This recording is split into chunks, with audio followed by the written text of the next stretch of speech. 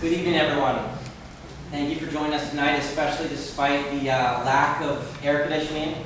I promise you the cast is joined with you in the suffering in public heat and humidity. We please ask you that you silence and turn off all electronic devices during the show. We will have a 10-minute intermission in the middle of the play, during which you can find a restroom right next to the exit sign. There will also be beverages to your left. In addition, after the play is over, we will have a curtain call. We ask that you all remain seated and give our lead photographer some 15 minutes so she can take a couple of group photos of the entire cast. So without further ado, please enjoy Much Ado About Nothing. Thank you.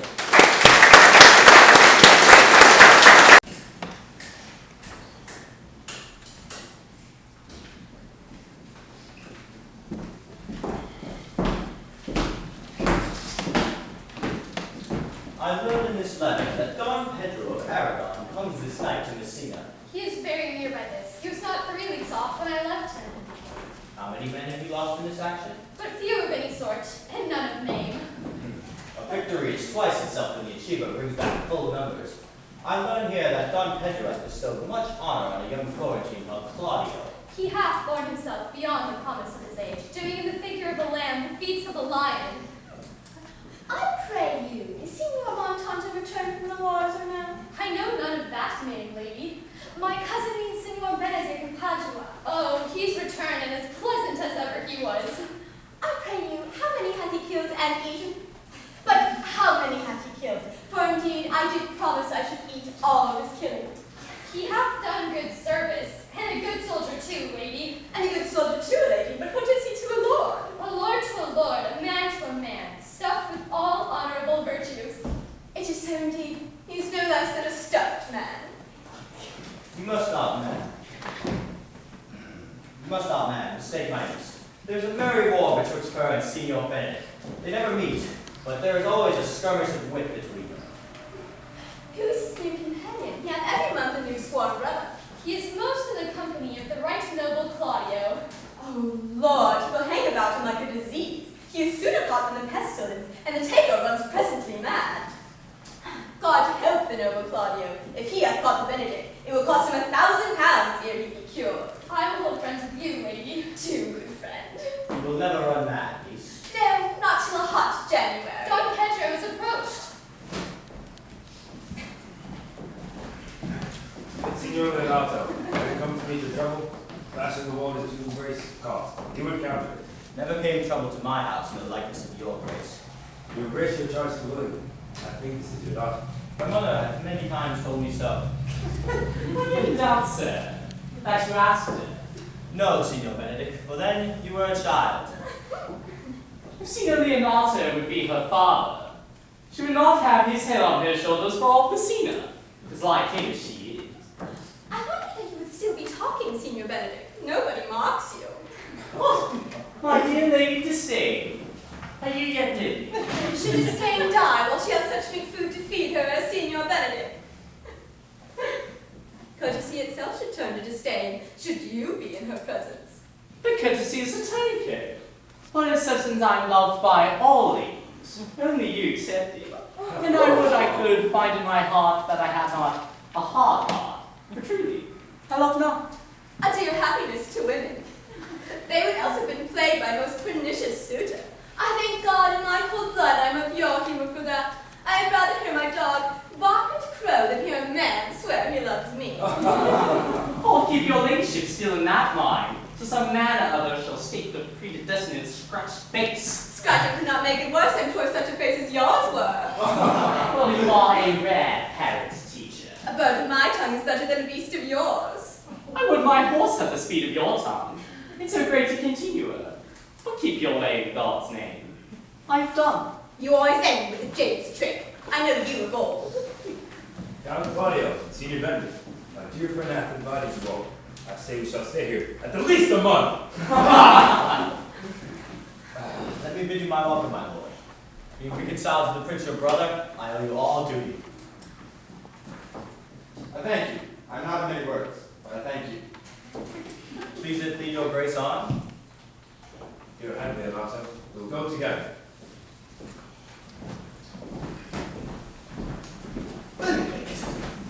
Didst thou notice the daughter of Signor Leonato? I noted her not, but I looked on her. She not a modest young lady. Do you question me as an honest man should, for my simple true judgment? Or would you rather have me speak out there as my custom, as a professed tyrant to their set? I pray thee, speak their sober judgment. Why, in faith, methinks she's too low for high praise, too brown for fair praise, and too little for great praise. The only condemnation I can afford her is thus: if she were no other than who she is, she were handsome, but being no other as who she is, I do not like her. The iron sports. Pray thee, how do you likest her? Would you buy her that you inquire after her? Can the world buy such a jewel? Yeah, in a case to put it into. But speak of this with a sad brow. She's the prettiest lady I've ever looked on. I see yet without spectacles, and I see no such matter.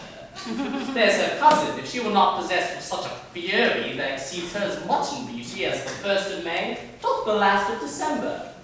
But I hope you have no intention to turn cousin. Do you?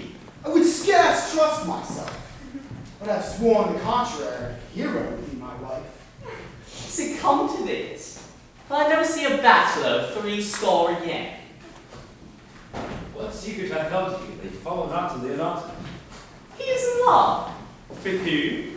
That is your grace's part. With Hero, Leonato's short daughter. Amen if you love her. Speech is very well worded. Speak this and fetch me in, my lord. By my troth, speak my thought. By my faith, spoke mine. And by my two troughs and face, I spoke mine. And I love her, I feel. That she's worthy, I know. I never feel how she should be loved, or know how she should be worthy, is an opinion fire cannot melt out of me. I will die in it at the stake. Thou art an obstinate heretic, in spite of such beauty. That a woman conceived me, I thank her. That she brought me up, I also give her most humble thanks. But I will hang my bugle on the invisible baldric. All women shall pardon me. I will live a bachelor. I shall see thee here, look pale with love. Do you have any employment for me, my lord? None but to desire your good company. Do you have anyone to send me? No. Oh, well then I go to the office. Examine your conscience. But first, consider this. The savage bull may bear the yoke of marriage, but let the sensible Benedict bear it. He can pluck the horns from the bull and stick them on my head. And let me be vilely painted. In such great letters let them write, "Here's a good horse to hire." And under the sign let them signify, "Here you may see Benedict, the married man." Signor Benedict, repair to Leonato to tell him will not fail him at supper. For indeed he hath made a great preparation. Examine your conscience. And so I leave you. Leonato and his son, my lord. No one, but Hero, she's only here. Does that affect her, Claudia? When I went to the war, did not look at. But I've come back and I've seen how fair young Hero is. Thou must be a lover presently. I will break with her and her father, and in her bosom I will clasp my heart. We shall have some revelry tonight, and in some part I will take up thy disguise, and Hero shall be thine. In conclusion, let us put it in practice presently.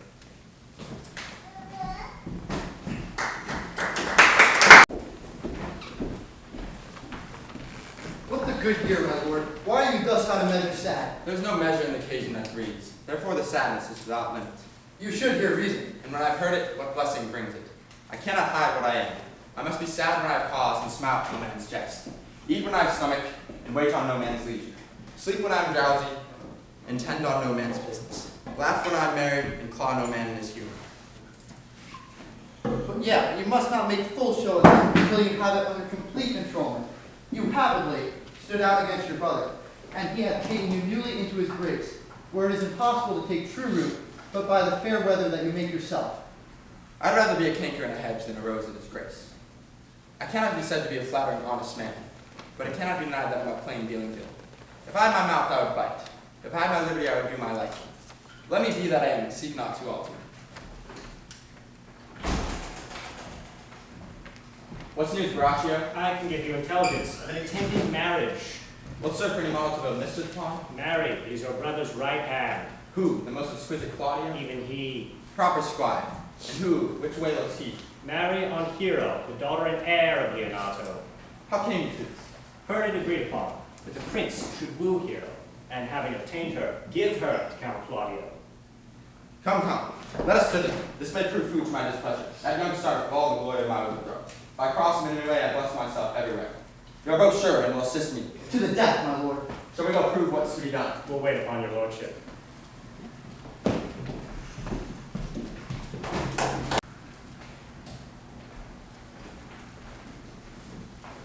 Oh, I will go fetch my brother immediately.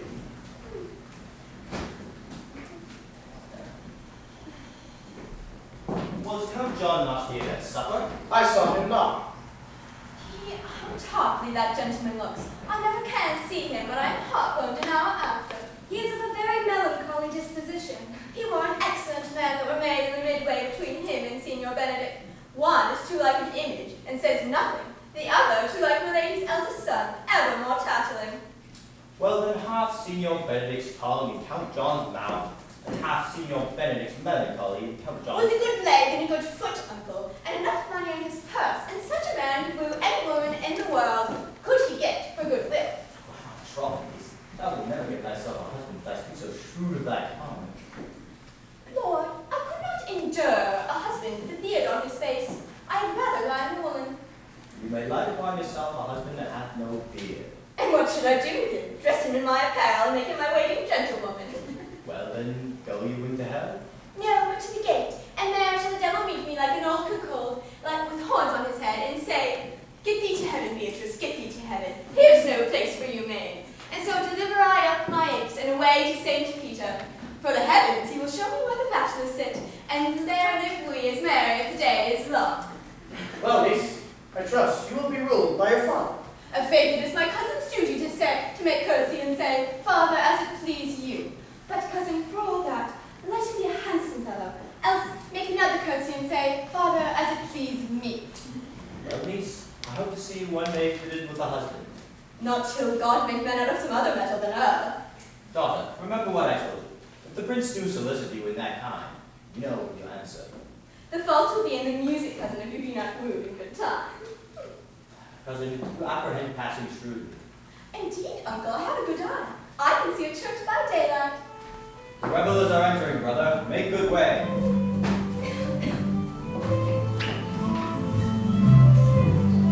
Hey, you want about your friend?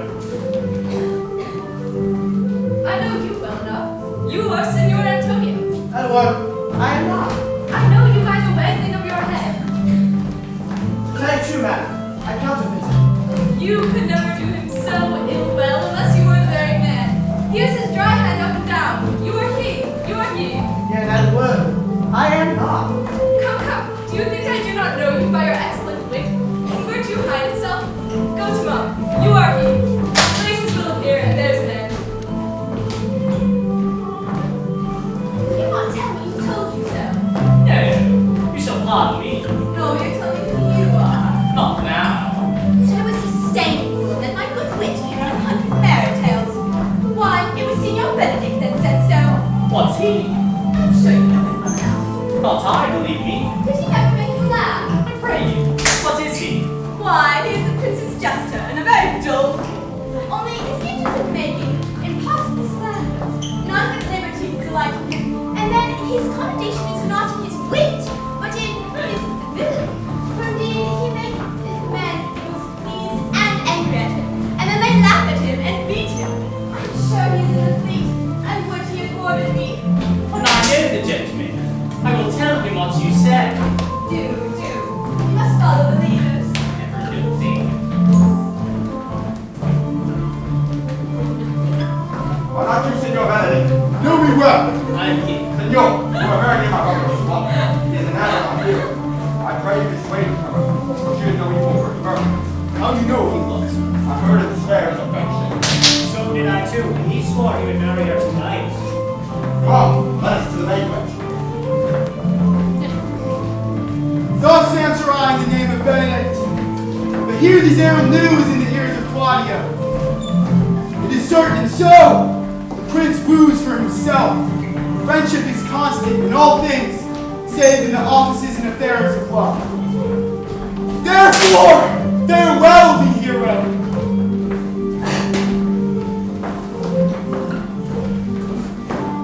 Claudia! Yea, the same. Come, will you go with me? Whither? About your business. The prince hath lost your hero. He may have enjoyed it. You think the prince would have served you thus? Why did he leave me? Alas, the poor hurt. That my lady Beatrice should know me and not know me. The prince's jester, ha! But I am so well apt to do myself off. I am not so reputed. It is the base and bitter disposition of Beatrice that so puts the world into her person, and so puts me out.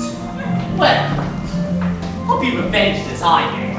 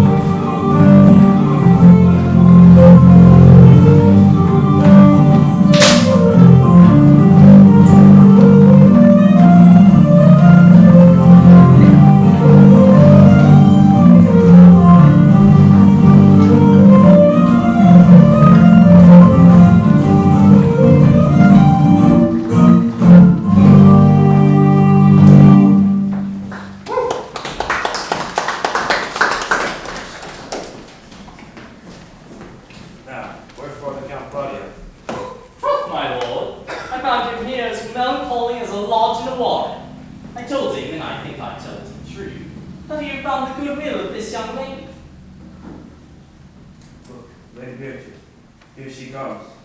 I find her nowhere to be found. But she misused me past the indomitable block. She told me, not thinking I was myself, that I was the princess jester. That I was duller than a great thaw, huddling jest upon my conveyance, that I stood like a man at mark with the whole army shooting at me. She speaks poignant, and every word stabs. If her breath was as bad as her termination, there be no living in her. She would infect to the North Star. So indeed, all quiet, disquiet, horror, and persecution follows her. Yeah. Where is the lady? I know. Oh. There she is. Do you have any employment for me to the ends of the world? I will go on the slightest expedition to the Antipodes for you now. I will fetch for you a hair from the great Chancellor. Do you have any message to the people? Rather that than hold 3 words conveyed with this heart. Do you have any employment for me? None but to desire your good company. Oh God, this is a dish I love not. Cannot endure my lady tongue.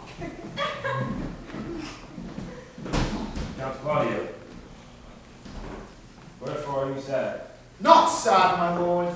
Sick then? Neither, my lord. The count is neither sad, nor sick, nor ill, nor merry, but civil count, as civil as an orange, and something of that jealous complexion. Count, I have wooed in thy name, and the fair hero is won. I have broken with your father, and his good will obtained. Name the day of marriage, and God give thee joy.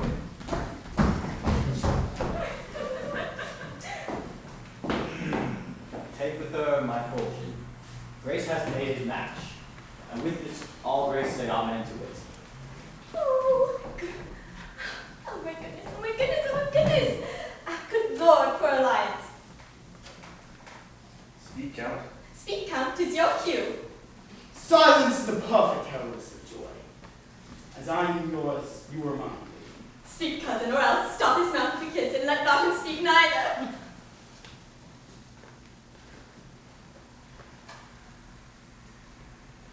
Yes, Prince, what did you have to say? Nothing. Nothing. Nothing, very hard. My, they are so good. Good Lord, for alliance. Be far too merry, a very pleasant-spirited lady. Yea, indeed, my poor heart, it is always on the windy side of care. And then, my cousin, she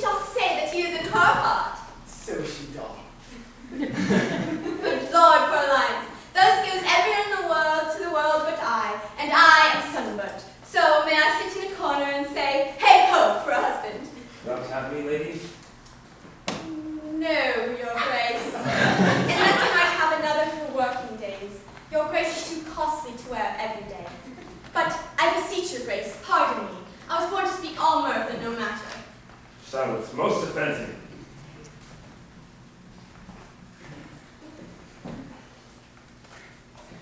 I'll go to church tomorrow, Lord. Not till Monday, my son, but that is just the seventh night. Time too brief to answer all the things in my mind. Cousins, God give you joy.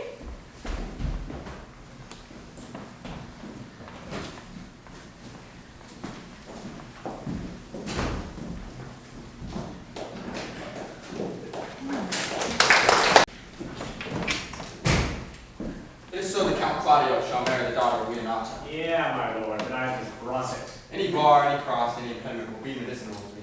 I am sick and displeasure to him, and whatsoever comes athwart in his affection ranges even to mine. How canst thou cross this marriage?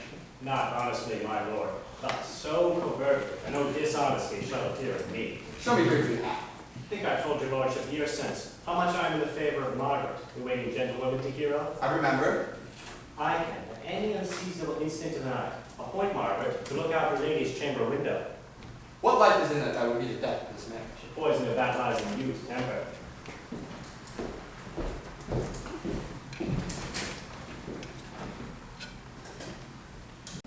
I do wonder how one man, just seeing how another man is made a fool when he commits his behaviors to love, and after laughing at such shallow follies in others, will become the argument of a scorn by falling in love.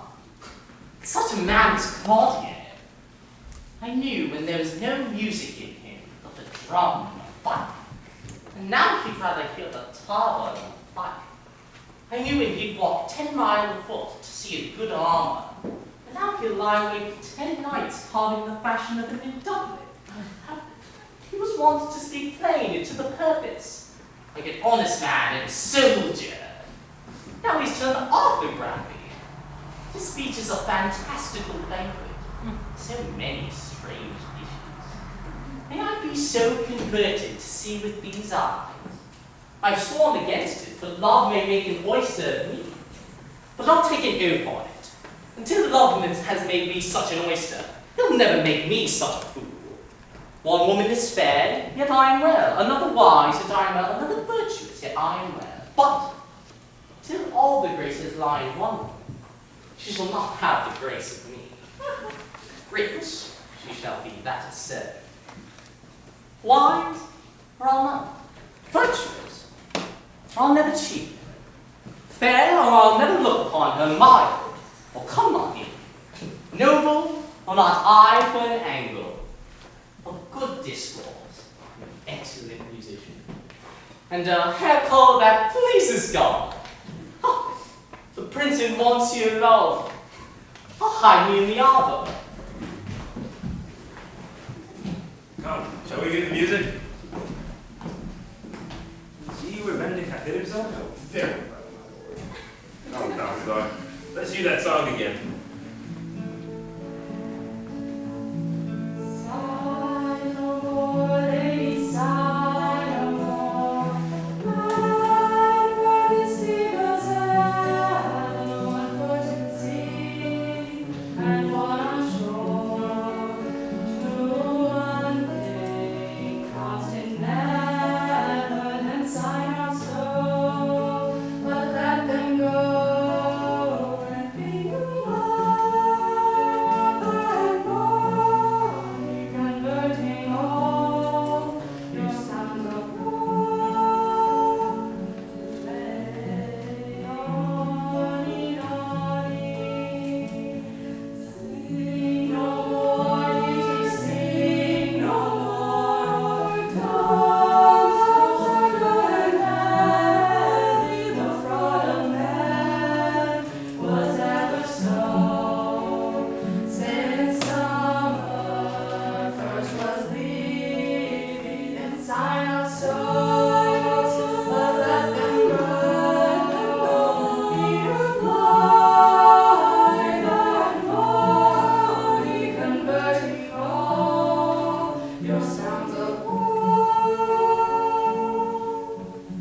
into rain, naughty, naughty.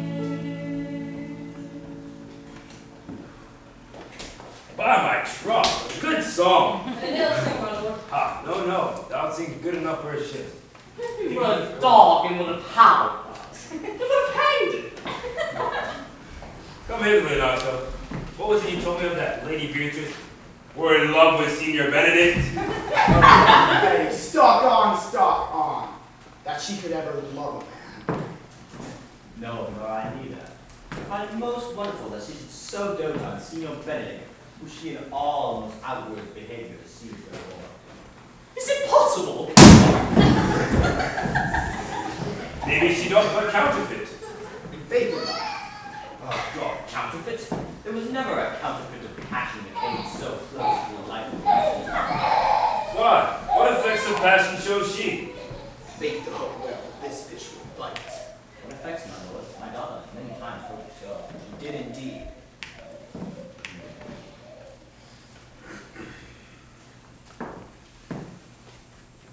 Has she made her affection known? Has she made her affection known to Senior Benedict? No, and she swears she never will. That's her moment. She's up 20 times a night in her smock, writing on until she has put the full sheet of Yes, and then she falls upon her knees, tears her hair, sobs, curses, beats her heart, and cries, "Oh, sweet Benedict, God give me patience!" My daughter is sometimes afeared with desperate outrage herself. It is very It were good that Senior Benedict knew it.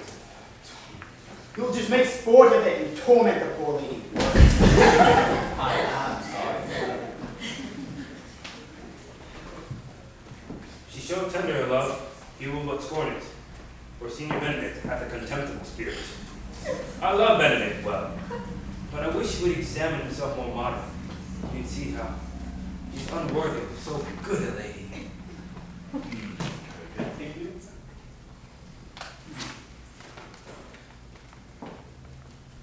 My lord, will you walk? Dinner is ready.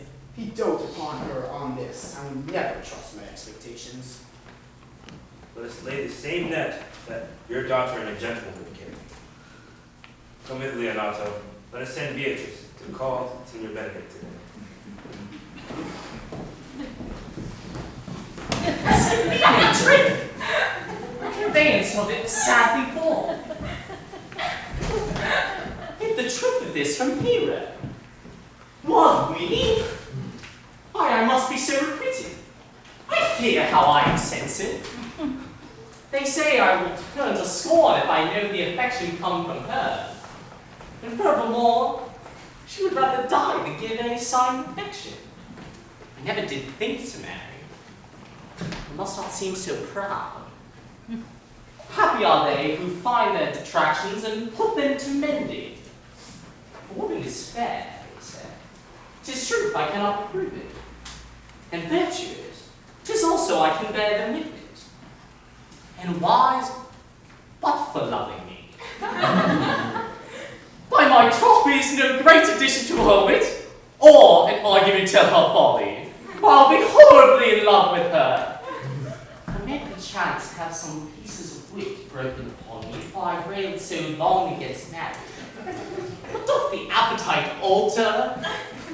No, the man loves the meat in his youth that he cannot stand in his age. Shall these sentences and quips and paper bullets all the man call his humor? No, the world must be peopled. Here comes Beatrice. By this day she is a fair lady. Do sparks and marks of love in her. Against my will, I am sent to bid thee come in to dinner. Fair Beatrice, I thank thee for your pains. I took no more pains for those things than you take pains to thank me. If it had been painful, I would not have come. You take pleasure then in this. Yea, so much as you would upon a knife's point. But you have no stomach, signor. There you go. Against my will, I'm bid to call you in for dinner. There's a double meaning in that.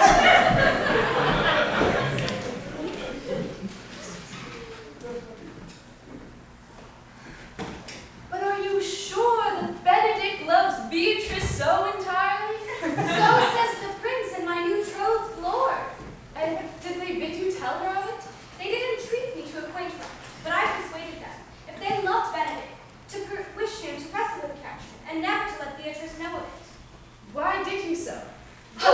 the gentlemen deserve as fortunate a bed as ever Beatrice shall couch upon? Oh, God of love!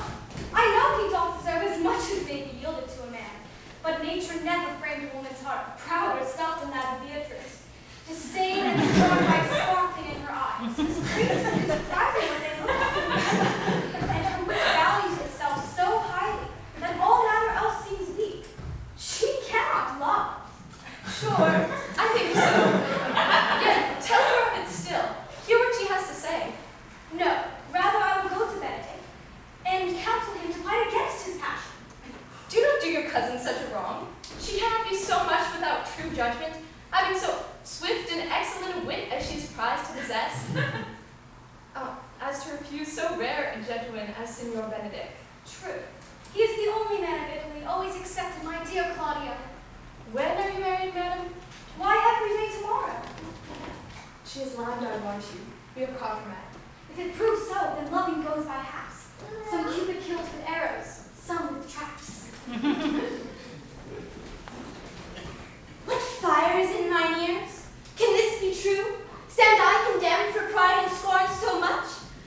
Contempt, farewell, and maiden pride, adieu. No glory stands behind the back of such. And Benedict, love on, I will requite thee. Taming my wild heart to thy loving hand. If thou dost love, my kindness shall incite thee to bind our loves up in a holy band. For others do say thou dost deserve, and I believe it better than reporting.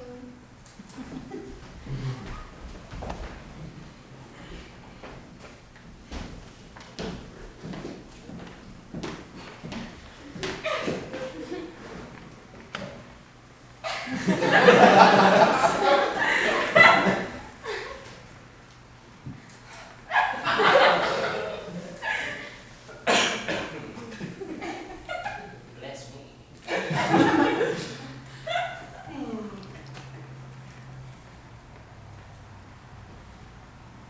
Yeah, you know, so could do some renovations with this place.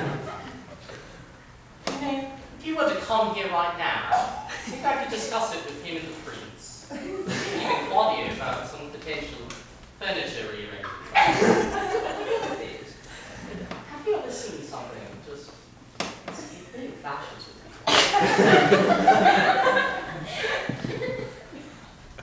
like, eventually I'll get through this flower. And who knows what's to happen after that?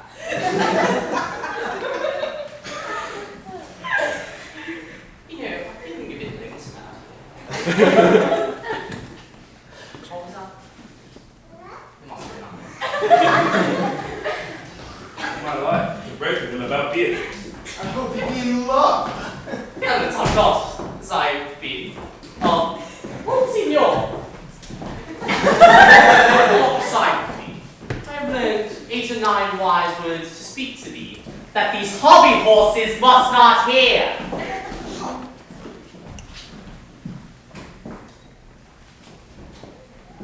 My Lord, brother, God save you. Good evening, brother. If would your leisure would serve, I would speak with you. Private? If it please you, that Count Claudio may hear. What I would speak as concerns him.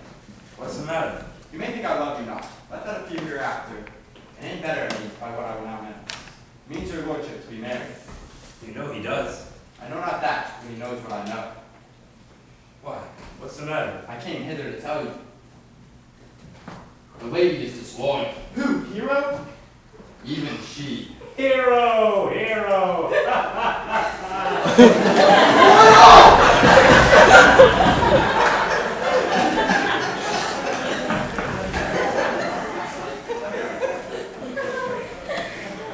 you love her, then tomorrow wed her. But it would better figure on her to change your mind. Proceed accordingly.